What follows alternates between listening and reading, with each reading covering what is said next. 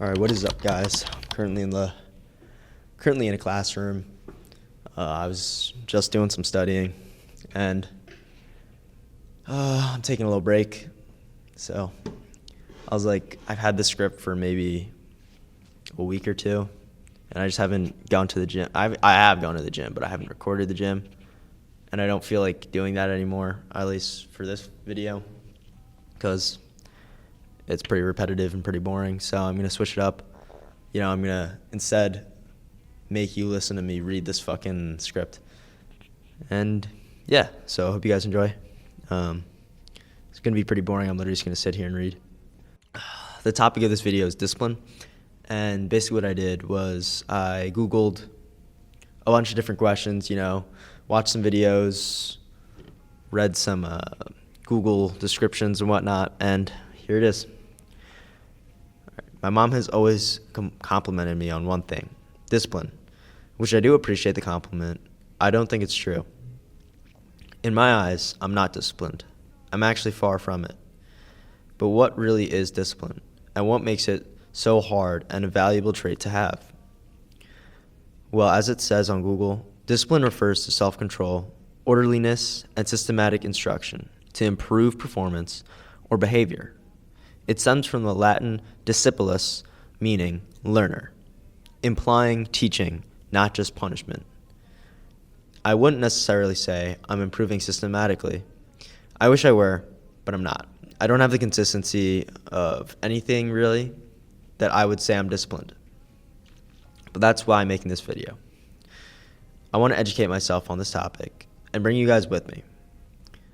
Now, for my first question, it was how to obtain discipline. Well, it says to first break down your goals into simple, manageable tasks and create consistent routines, removing environmental distractions that could be a variety of things like bad people, alcohol, a messy room that's like dysfunctional and you can't function in your own room, and just like anything that will give a crack into your discipline, anything that will break your discipline in any sort of way, like, your diet, like don't go to like convenience stores and get candy, I definitely don't do that. But anyways, you need to start by making yourself uncomfortable and find a clear why for yourself.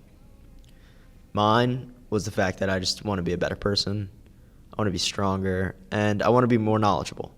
And overall, just a person that is less looked down upon, by others, myself, either looked up to by others or even just in comparison.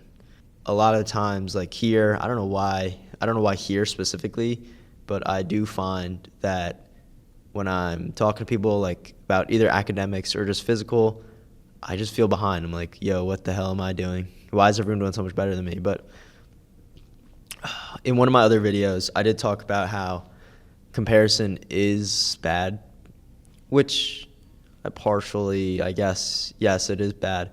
But it depends in the way you look at it. At that time, I was kind of like just looking down at myself and being like, wow, why is everyone so much better than me? But that's not the right way to look at comparison.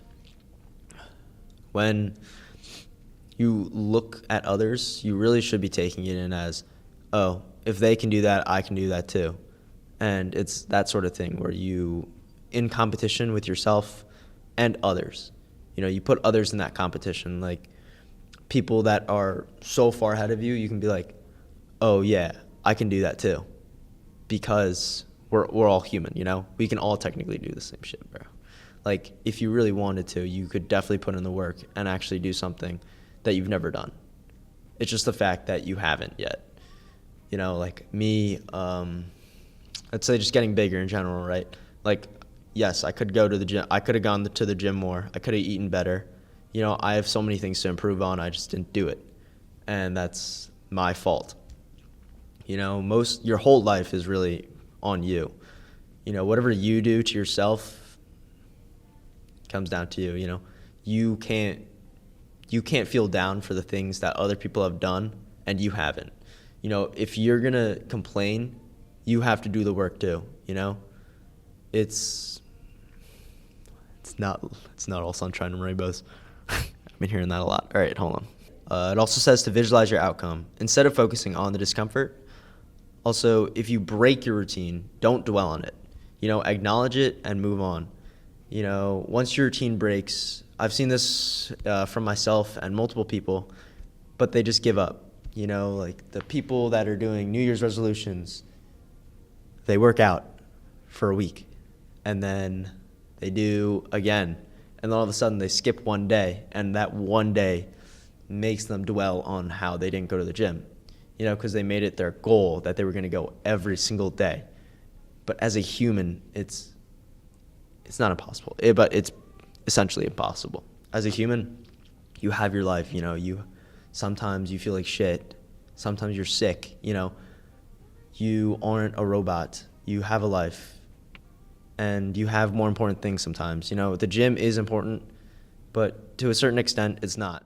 You don't need to feel ashamed or bad about yourself, and understand that you've done something wrong, and you won't do it again moving forward. The ultimate goal of discipline is really to keep moving forward, whether it's a half step forward or a full 5 steps forward. Just moving will set your future self up for success. But anyways, how do you improve discipline? You must understand that discipline is like a muscle. If you keep working it out, it will get stronger. Make 1 or 2 things your non-negotiables and actually do them every day. Something as simple as a quick walk in the morning is good enough. Just building the slightest discipline to do something that you wouldn't have done a week or a month ago. Instead of looking at the short-term, oh my God, I keep messing this up. I recorded this like twice already. Can't say this. I'll try it again though. Instead of looking at the short-term hurdles, look at the long-term goals, which builds patience and control over yourself. It's sort of interesting how some people genuinely don't have discipline in any capacity. And the question is why wouldn't you want to have discipline? There's so many benefits. Oh, that was literally what I was about to say. I went off script there. Well, now I want to ask this. Why do we even want to have it? Why does discipline matter? And who cares? I think it all comes down to how much you love yourself and how much value you put into your own self. Especially as a guy, I think you should. Actually, I know you should. This will sound very egotistical and narcissistic, but you should put yourself as your biggest priority.